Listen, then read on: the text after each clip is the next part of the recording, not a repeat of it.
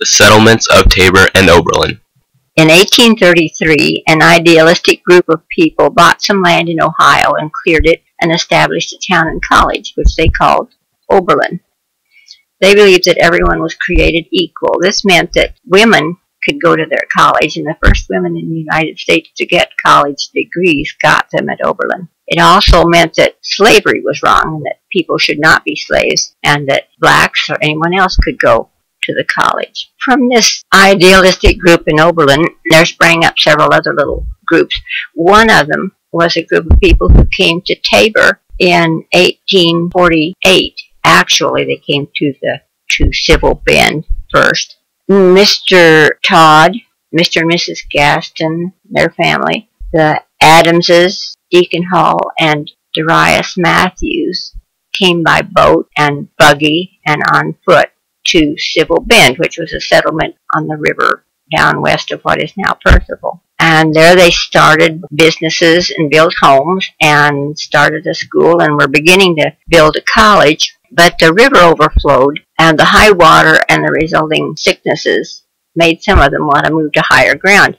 Mr. Gaston and Mr. Adams and Mr. Todd decided that this hill in Fremont County would be a good place to do that. And so they came to Tabor and claimed land. Each claimed his own personal land, and Mr. Gaston claimed 10 acres for the city park, and Mr. Adams claimed the land north of that for the college grounds. Mr. Gaston built his home, and then Mr. Adams built his home. In 1853, Mr. Todd's home was built, and he helped with the building as much as he was able, although he rode circuit and wasn't always there to do it. Other people in town helped with it. Like the group in Oberlin, the group in Tabor were abolitionists, and they were very active in Underground Railroad.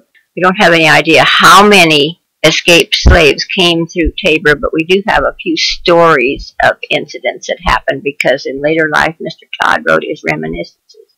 Every house in town was sympathetic to the escaping slaves, and so sometimes we're asked which were the safe houses and about hiding, but there was no need to hide unless you knew a slave catcher was coming, because everybody in town, the slaves were safe in every house in town.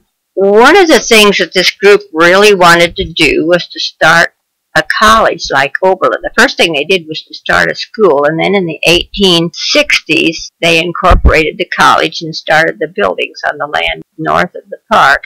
Gaston Hall was the big main building in the middle of the block. Adams Hall was the conservatory west of that. There was a gymnasium east of Gaston's Hall, and then the campus kind of spilled over to the west and to the east. And